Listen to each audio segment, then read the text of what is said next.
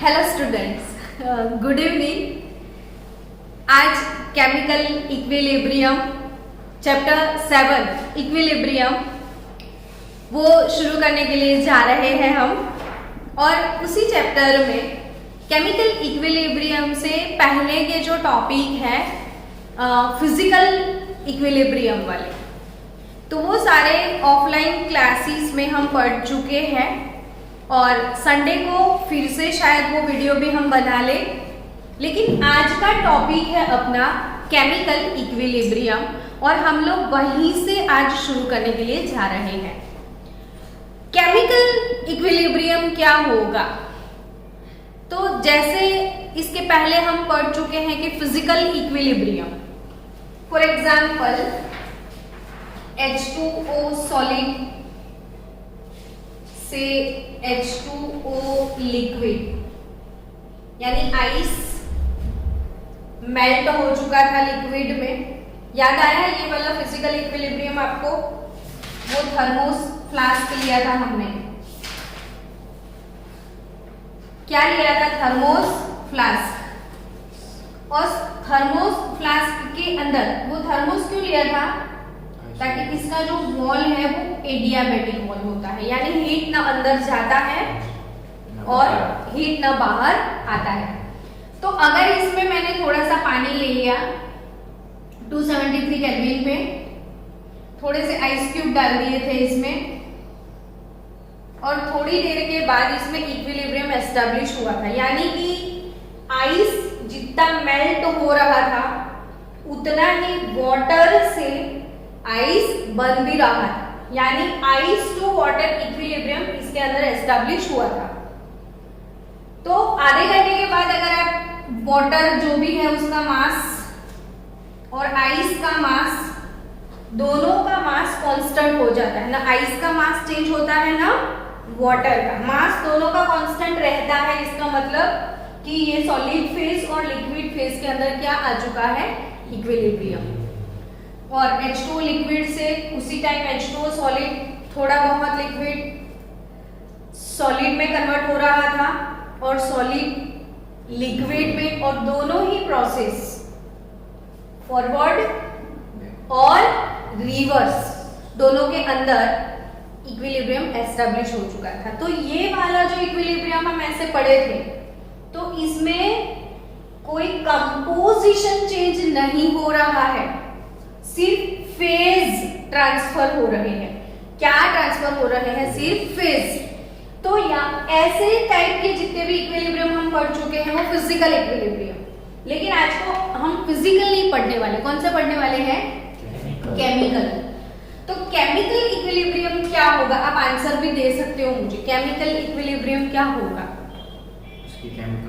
Chemical reactions के अंदर भी होता है इक्विलिब्रियम। तो फॉर एग्जाम्पल कोई केमिकल रिएक्शंस है, N2 gas, H2 gas gives what? कुछ याद आ रहा है? 2NH3 gas. नाइट्रोजन हाइड्रोजन दोनों को मिक्स कर दिया, एमोनिया गैस मिल गया। फिर अमोनिया गैस का डिसोसिएशन होने लगा और नाइट्रोजन हाइड्रोजन मिल रहा है और दोनों ही फेज के बीच में इक्विलिब्रियम आ जाता है। बच्चों, जब इक्विलिब्रियम चैप्टर स्टार्ट किया था तब इक्विलिब्रियम का मतलब भी समझाया था। क्या आपको याद है? मुझे याद करवाओ ना। Rate of forward and backward reaction. Okay, कब इक्विलिब्रियम एस्टेब्लिश हो गया है ऐसा हम बोल सकते हैं? तो ये जो फॉरवर्ड रिएक्शन है उसका रेट Vf, रिवर्स का रेट कौन सा? Vr, और when Vf is equal to Vr, यानी रेट ऑफ फॉरवर्ड रिएक्शन और रेट ऑफ रिवर्स रिएक्शन दोनों सेम हो जाए। सेम हो जाए उसका मतलब कि उस टाइम ना रिएक्शन का, सॉरी, ना रिएक्टेंट का कंसंट्रेशन इंक्रीज होगा न ही प्रोडक्ट का। क्यों? दोनों का कंसंट्रेशन इंक्रीज नहीं हो रहा है, इक्विलिब्रियम है इसलिए। बट आप ऐसा बोल सकते हो ना कि जितना रिएक्टेंट प्रोडक्ट में कन्वर्ट हो रहा है उसी रेट से प्रोडक्ट रिएक्टेंट में, प्रोसेस तो चालू है ना। हमने वो चीज सीखी थी ना कि कोई भी equilibrium is not a steady state, it's a dynamic state. तो आज ये केमिकल इक्विलिब्रियम जो कि केमिकल रिएक्शंस के बीच में होता है उसके लिए हम पढ़ने वाले हैं लॉ ऑफ केमिकल इक्विलिब्रियम और equilibrium constant. 1864 the law of mass action किसने दिया था 1864 में? तो बोर्ड पे ऑलरेडी लिखा हुआ है, आप एक बार रिपीट कर दो। कैटो, मैक्समिलन गुलबर्ग एंड पीटर वाग। तो पीटर वाग एंड कैटो, मैक्समिलियन गुलबर्ग ने कौन सा लॉ एस्टैब्लिश किया था बच्चों? The law of mass action. तो ये जो लॉ ऑफ मास एक्शन है वो एक्चुअली है क्या? और according to law of mass action उसने इक्विलिब्रियम इक्वेशन डिराइव किया था। तो वही इक्विलिब्रियम इक्वेशन हम डिराइव करने के लिए जा रहे हैं। कोई एक जनरल रिएक्शन आप एज्यूम कर लो, suppose any kind of general reaction, A mole A, B mole B, A mole A gas, B mole B gas, दोनों के बीच में रिएक्शन हो रहा है। C मोल C गैस मिलेगा और D मोल D गैस मिलने वाला है। Common reaction, A and B are reactant, C and D are product, then what is A, B, C and D? वो बताओ तो मेरे को। A, B, C, ये वाले small A, B, C, D क्या है? Stoichiometric coefficient. ये क्या है? Stoichiometric coefficient. यानी ये जो मोल प्रपोर्शन दिखाते हैं हमको कि C mole C, D mole D, B mole B, A mole A। Suppose कि ये इसके मोल प्रपोर्शन दिए, प्रोडक्ट साइड के मोल C प्लस D हो गए और रिएक्टेंट साइड के मोल A प्लस B। तो ये प्रोडक्ट के मोल माइनस क्या? रिएक्टेंट के मोल, इसको हम क्या बोलते थे? Delta N gas. क्या बोलते हैं? Delta N gas. Change in mole कि A मोल था, B मोल था, क्या हो गया? C मोल और D मोल। फॉर एग्जांपल देखो आप कि एक रिएक्शन है N2 gas plus 3H2 gas gives 2NH3 gas. तो ये स्टोइकियोमेट्रिक कोएफिशिएंट 1 मोल नाइट्रोजन किसके साथ रिएक्ट करेगा? 3 मोल हाइड्रोजन के साथ, क्या मिलेगा? 2 मोल। यानी ये प्रोडक्ट है ना, प्रोडक्ट साइड ये कितने मोल है? 2 मोल। आपको एक चीज ध्यान में रखनी है कि ये हमेशा हम गैस के ही लेते हैं, ठीक है? अब ये वाले इक्वेशन के लिए डेल्टा एन गैस कैसे कैलकुलेट करेंगे? तो moles of product minus moles of reactant. तो मोल्स ऑफ प्रोडक्ट, यहाँ पे प्रोडक्ट 2 मोल है ना और रिएक्टेंट 1 प्लस 3 4, तो ये आ गया -2। जस्ट ऐसे ही ये सिखाने के लिए मैंने आपको एक्सप्लेन किया कि ये A, B, C और D क्या है? Stoichiometric coefficient. फिर से एक बार बोलो, स्टोइकियोमेट्रिक कोएफिशिएंट। यस, तो ये क्या है? Stoichiometric coefficient. और उसकी जरूरत क्या है? तो with the help of this stoichiometric coefficient you can calculate delta N gas here. तो कैसे डेल्टा एन गैस कैलकुलेट करते हैं वो समझ में आ गया है, क्योंकि थर्मोडायनामिक्स में भी हम ऐसा कुछ सीखे थे ना, डेल्टा एच डेल्टा यू के रिलेशन में।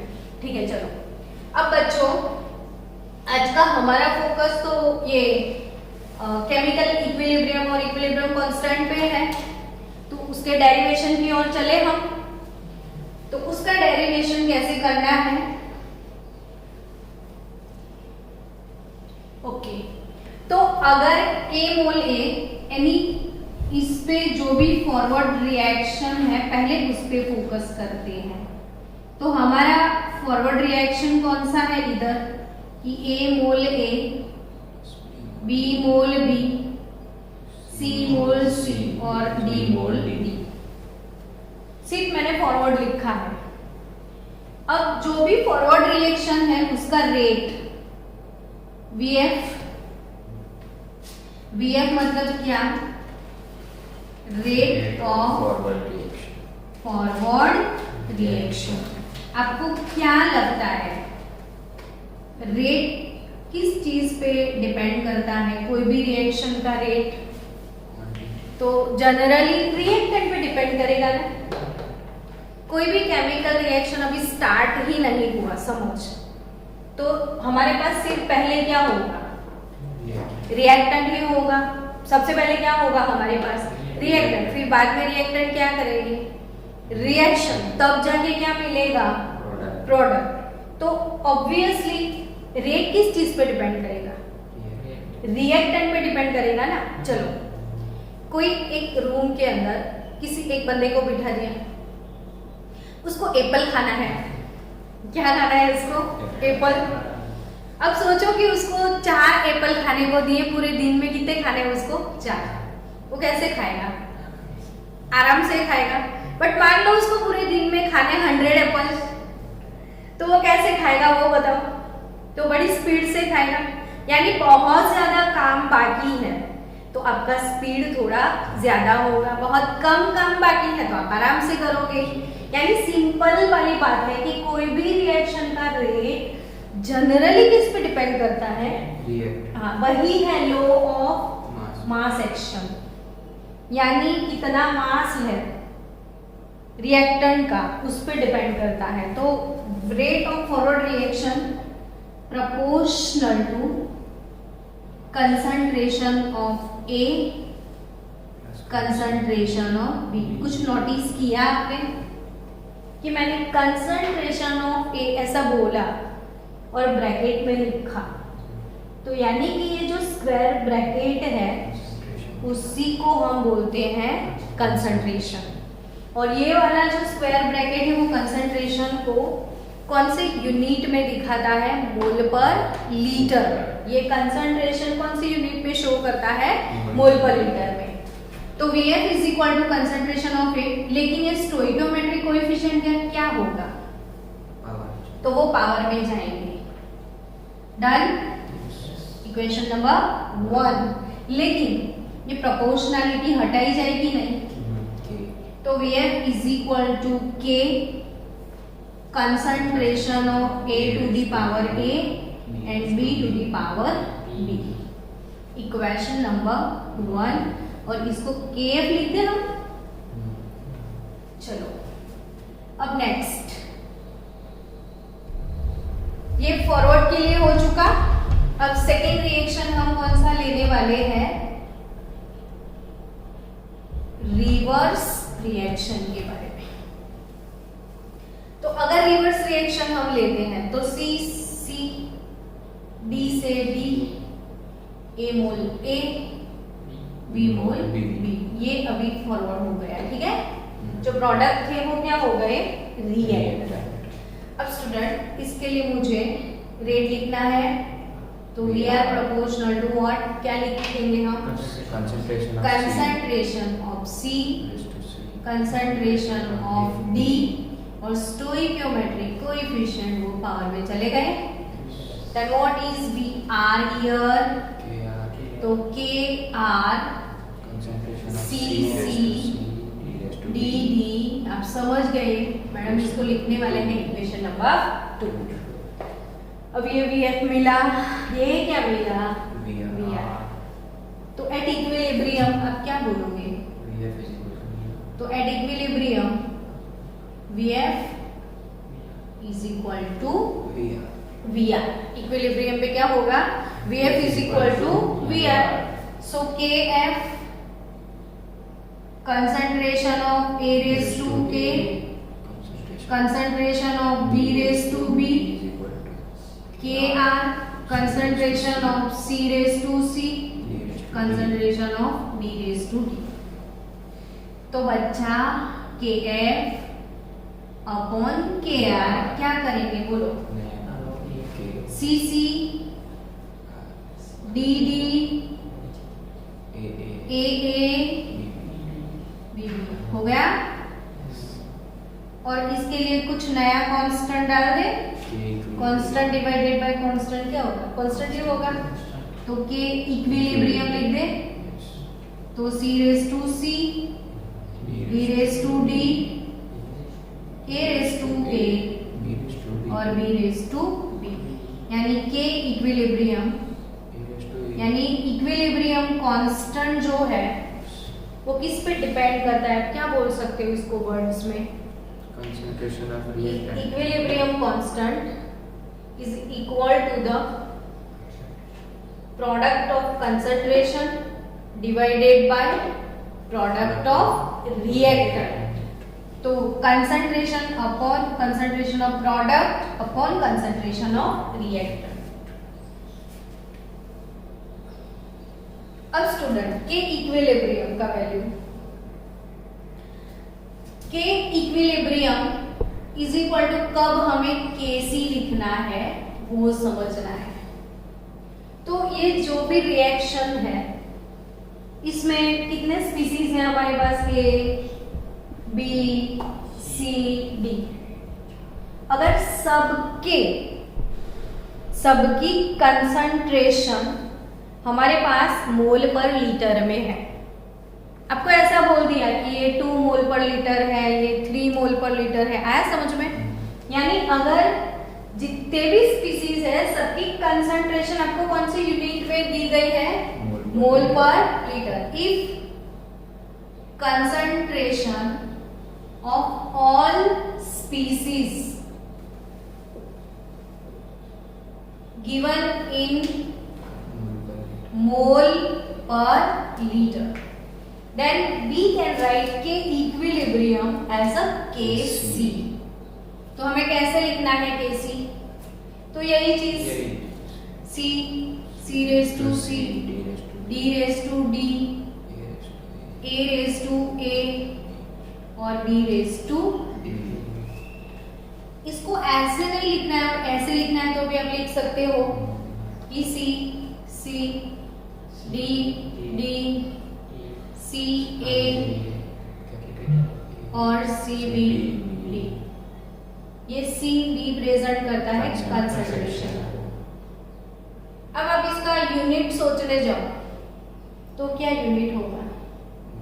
तो ये मोल पर लीटर, ये भी मोल पर लीटर, ये मोल पर लीटर, ये, लेकिन C D A भी अलग अलग हो सकते हैं।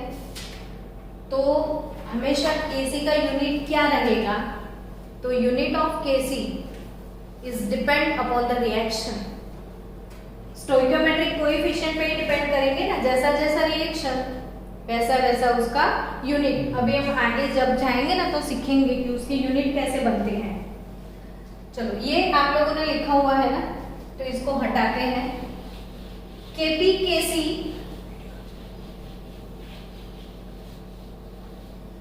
ये हो गया Kc। अब व्हाट इज Kp हियर? तो Kp कब लिखना है? अगर K इक्विलिब्रियम को Kp कब लिखना है आप मेरे को बताओ। तो C for concentration, P for pressure. तो आप इधर क्या मेंशन कर सकते हो कि concentration of all gaseous species are given in pressure unit. Pressure का यूनिट कोई भी हो सकता है, एटमॉस्फेयर, बार या फिर पास्कल, कुछ भी। तो अगर ऐसे कुछ यूनिट में प्रेशर दिया गया है तो Kp क्या लिखोगे आप? तो ऐसे मेंशन करोगे आप कि partial pressure of C raise to C, partial pressure of D raise to D upon partial pressure of A raise to A and partial pressure B raise to B। Clear? तो ये हो गया Kp, ये हो गया Kc। तो Kp कब Kp लिखना है, कब Kc लिखना है। आई थिंक वो आपको समझ में आ गया है। चलो कोई इक्वेशन को उठा के लिखते हैं ताकि और से अगर समझ आए। आपके पास कोई इक्वेशन है N2 gas plus 3H2 gas gives 2NH3 gas, ऐसा कोई इक्वेशन है? आपको नहीं लग रहा है कि ये सारे गैसीय स्पीसीज हैं? और अगर ऐसा बोल दिया कि इसका इनिशियल कंसंट्रेशन 1 बार है, इसका इनिशियल कंसंट्रेशन 3 बार है, इसका 2 बार है, तो आपको लग रहा है कि सारे यूनिट बार में है, यानी इनकी जो कंसंट्रेशन है given in terms of pressure, तो आप इसके लिए क्या लिखना पसंद करोगे? Kp। फिर कैसे लिखोगे? तो concentration of product upon concentration of reactant, यानी partial pressure of ammonia upon क्या? Partial pressure of nitrogen into partial pressure of hydrogen. आया समझ में? बट अगर कहीं ऐसे कोई इक्वेशन है कि H2 गैस भले ही गैसीय स्पीसीज है, लेकिन आपको इन सबका कंसंट्रेशन मोल पर लीटर में दिया गया है।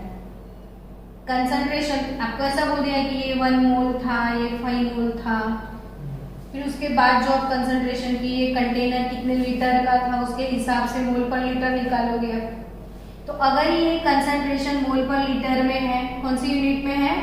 मोल पर लीटर में, तो फिर आपको इसके लिए क्या लिखना पड़े बच्चों? Kc। तो Kc कैसे लिखोगे?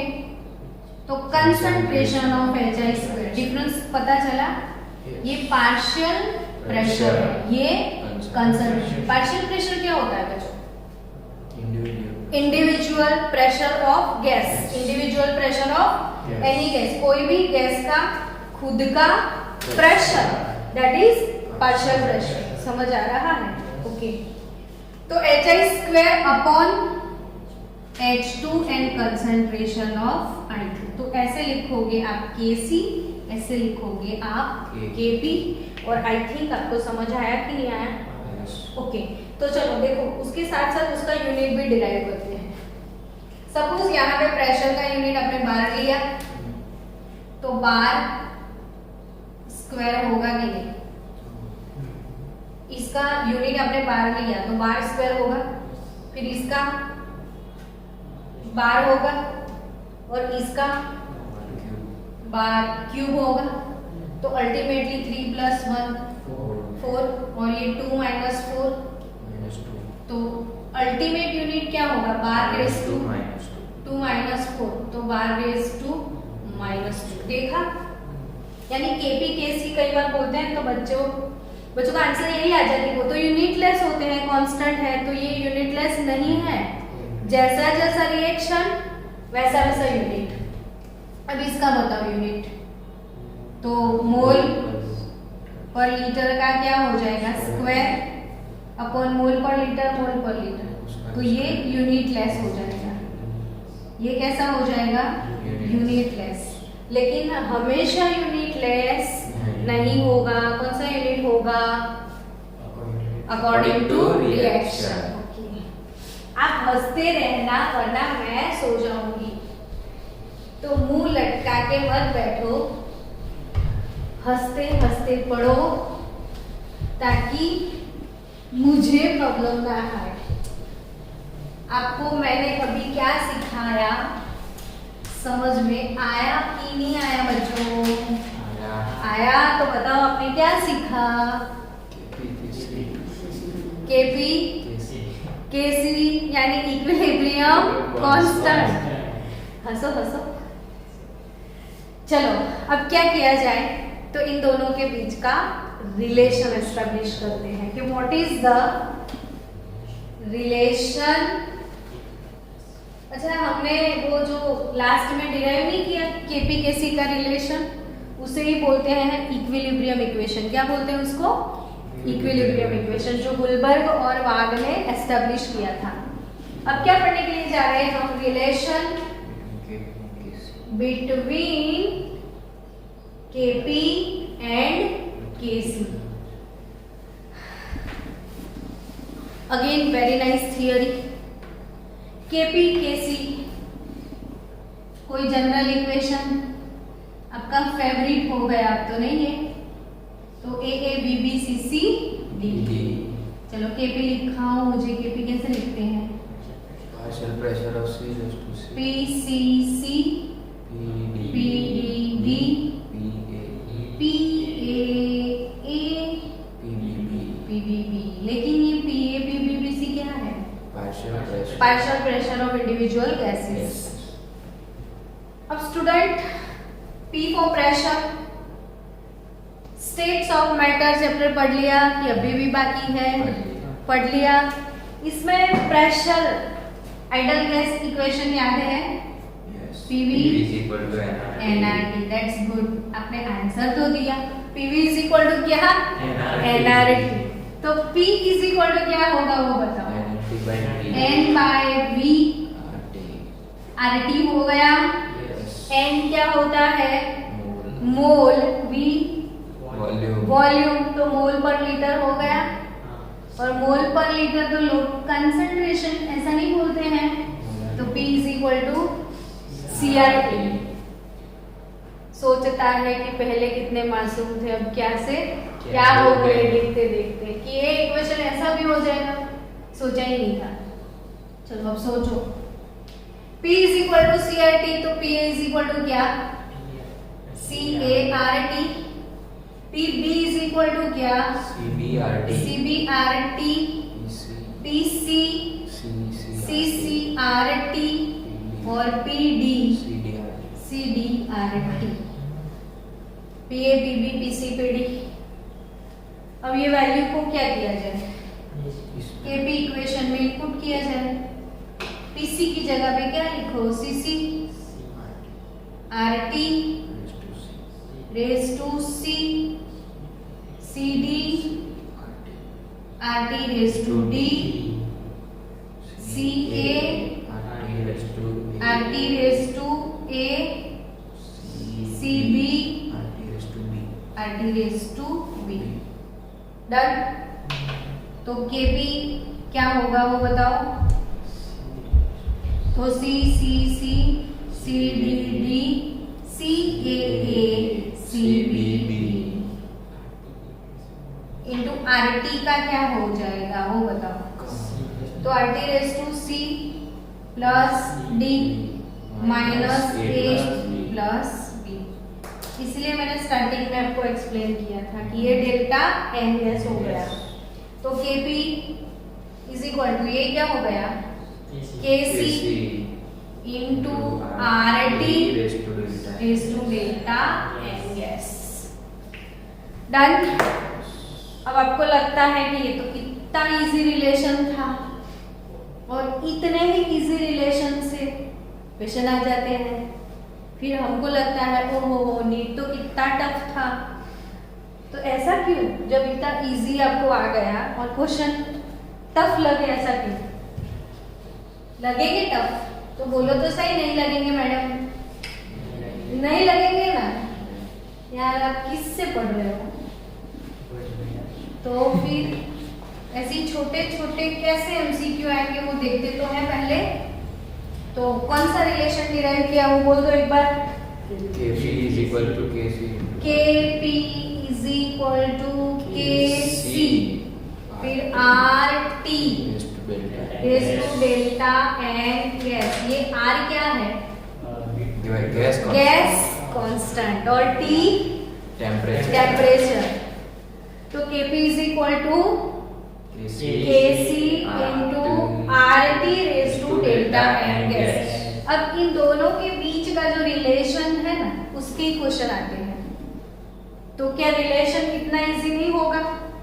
आपको सपोज क्वेश्चन आ गया कि what is the relation between Kp and Kc for N2 gas plus 3H2 gas is to ammonia gas. ऐसे क्वेश्चन नीट में आते हैं, बोलो इतने क्यूट क्वेश्चन भी होते हैं।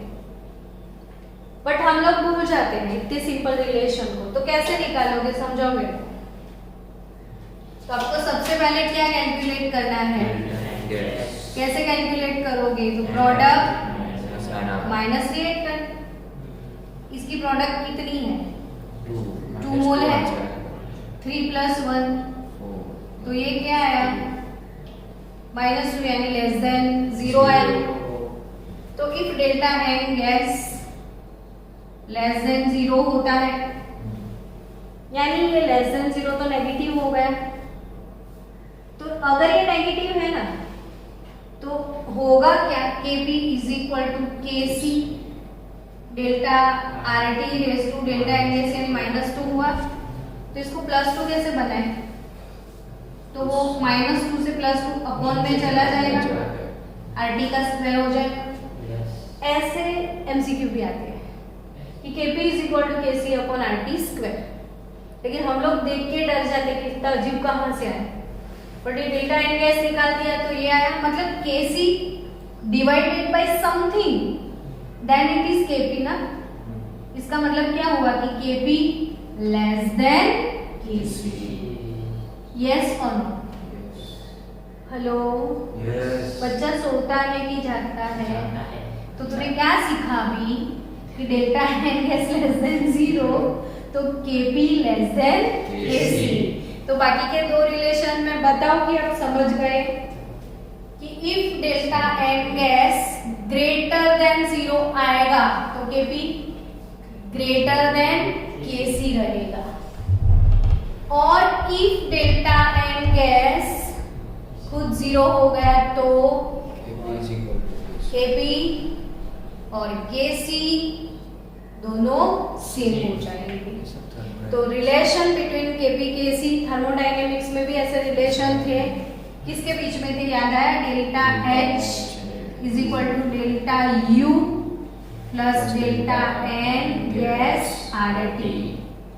और इसमें भी डेल्टा N गैस निकाल दो आप तो इन दोनों के बीच का रिलेशन मिलेगा कि delta N gas greater than 0, delta H greater than delta U, delta N gas less than 0, delta H less than delta U, और delta N gas is equal to 0, delta H is equal to delta U।